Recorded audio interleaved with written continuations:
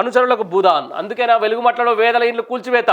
ఓ కీలక నేత కనుసన్నలో దాష్టికం, మరొకరి మౌనం. ఎందుకు అడ్డుపడ్డ పోలీస్ రక్షణలో పోలీస్ రక్షణలో ఇండ్ల తొలగింపు, రియల్ ఎస్టేట్ కోసం కూల్చివేతలని బాధితులు అని చెప్పేసి వార్త. రాజకీయంగా నిత్యం కత్తులు దూసుకునే ఇద్దరు కీలక నేతలు భూదాన్ భూముల్లో నేతల ఇండ్లు చెదరగొట్టే విషయంలో ఒకే బాటగా నడిచారు. దశాబ్ద క్రితం ఖమ్మం జిల్లాలోని మారుమూల ప్రాంతాల నుంచి పొట్టకూట కోసం నగరానికి వచ్చి ప్రభుత్వ భూమిని గుడిసెలు వేసుకోవడమే వారు చేసిన పాపమైందా? భూదాన్ భూముల్లో నివాసం ఉంటున్న పేదలపై పెద్దలకు ఎందుకింత కంటగింపన్న అంశంపై రాష్ట్ర వ్యాప్తంగా చర్చ నడుస్తుంది. భూదాన్ బోర్డు ఇచ్చిన పట్టాలు ఉన్నాయి మహాప్రభు అని చేతులెత్తి మొక్కినా కనికరించిన అధికారులు ఉన్న పలంగా బుల్డోజర్లతో విరుచుకుపడడం వెనుక ఖమ్మం జిల్లాకు చెందిన ఇద్దరు కీలక ప్రజాప్రతినిధుల హస్తం ఉన్నదన్న ప్రచారం జోరుగా సాగుతుంది. ఆ ఇద్దరు కీలక నేతల అనుచరులకు సంబంధించిన భూములు ఆ ప్రాంతంలో ఉండడం, భూదాన్ భూముల్లో పేదలు కట్టుకున్న గుడిసెలు ఇండ్ల కారణంగా తమ భూములకు డిమాండ్ లేకుండా పోయిందని చెప్పేసి, నమ్మి ఓటేస్తే నడి బజార్లు నిలబెట్టిరని చెప్పేసి కూడా గూడు కూల్చి ఈడ్చి పారేసి న్యాయం అడిగితే పోలీసులతో ఉక్కుపాదం. వెలుగుమట్ల బాధితులపై మళ్లీ దౌర్జన్యం, ఆందోళనకు దిగిన వారిపై ప్రభుత్వ జులుం,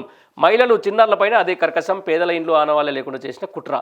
బలవంతంగా చదువు చేసేందుకు యత్నం, కట్టుబట్టలతో వెళ్ళగొడితే ఎక్కడికి పొమ్మంటారు రేవంత్ సర్కారు ఆగ్రహం. రైట్, ఇది ఇట్లుందా?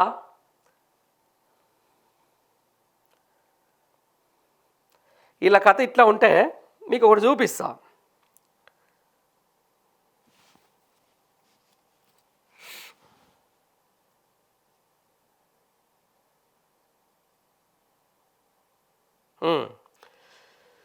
ఇక పేదల ఇండ్ల మీద పడతారు. ఏమంటాడు మన రాష్ట్ర ముఖ్యమంత్రి? ఏమన్నా రిటైర్ ఉద్యోగులు మా పెన్షన్లు ఇయ్యాయి అంటే పైసలు లేవు, ఆశా వర్కర్లు మా జీతాలు పెంచంటే మా దగ్గర అసలు ఢిల్లీలో వాళ్ళు నమ్మట్లేదు, ఇక ప్రభుత్వ ఉద్యోగులు మాకు కొంచెం టీఎల్ అంటే చెప్పులమ్మ దొబ్బకపోయిన లెక్క చూస్తున్నారు, రాష్ట్రం అప్పుల పాలైంది అని చెప్పేసి అంటాడు కదా. ఇక ఇట్లాంటివన్నీ చేస్తుంటారు కదా. చేస్తున్న క్రమంలో మీకు ఒకటి చూపించాలి. ప్రజలు వైపు ఎంత ఇబ్బంది పడుతుంటారు, ప్రజలు వైపు చాలా తంటాలు పడుతున్న సందర్భాన్ని మనం చూస్తుంటే ఇక వీళ్ళ చూడు రాదు. ఇక వీళ్ళకో లెక్క, ప్రజలకో లెక్క, వీళ్ళకో న్యాయం అన్నట్టుగా. వీళ్ళ న్యాయాలకు ఎట్లుంటుందో ఒకసారి మీకు చూపిస్తా. వీళ్ళ జల్సాలు ఎట్లా ఉన్నాయంటే,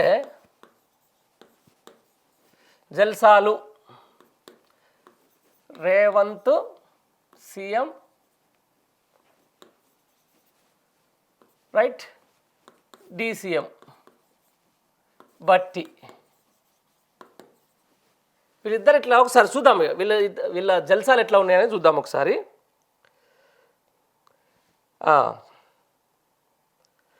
బట్టి కోసం ఖమ్మంలో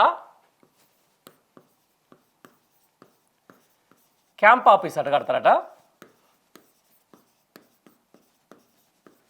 దీనికి 4.50 కోట్లు.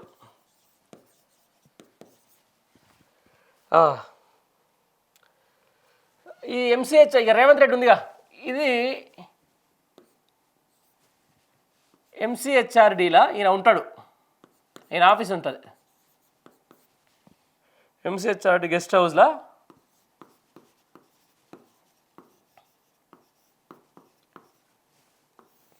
ఎంసీహెచ్ఆర్డీ గెస్ట్ హౌస్లో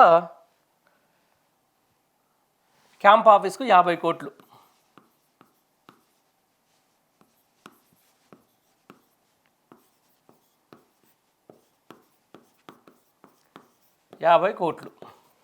వీళ్ళిద్దరు కలిసి ఎంత ఖర్చు పెట్టుకుంటారో నేను చెప్తా. ఇక క్యాంప్ ఆఫీస్ కంచకే, కేవలం కంచకే 9 కోట్లు. మేము వచ్చినాం, గడిలు బదలు కొట్టినాం, కంచెలు లేపేసినాం అని చెప్పేసి ఇప్పుడు ఈయన కంచె కోసం 9 కోట్ల రూపాయలు ఆల్రెడీ శాంక్షన్ అయింది. చుట్టూ గ్రిల్స్కు అన్నిటి కలిసి, గ్రిల్స్, వాచ్ టవర్లకు టెండర్లు.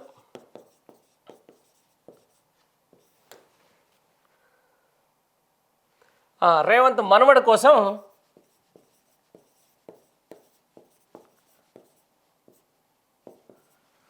5 కోట్లతోటి ఫుట్బాల్ భవనం, ఫుట్బాల్ స్టేడియం.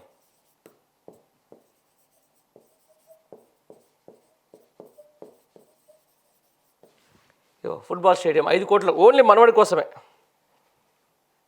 ఇంకా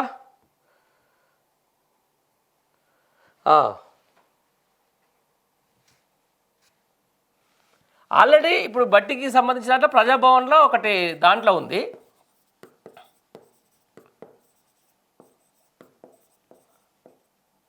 ప్రజాభవన్లో భవనం ఉంది.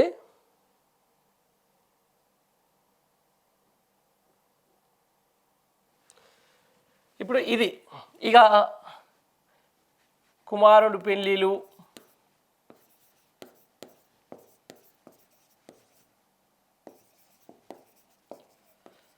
ఇక మంత్రులు హెలికాప్టర్ ఖర్చులు. ఈ మధ్యన హెలికాప్టర్ అనేది ఎట్లయిపోయింది తెలుసా, ఇక షేరింగ్ ఆటో కంటే ఎక్కువైపోయింది హెలికాప్టర్ ఖర్చులు. ఇక మీటింగ్లు ఖర్చులు, ఇలా ఇంటర్నల్ మీటింగ్ ఖర్చులు.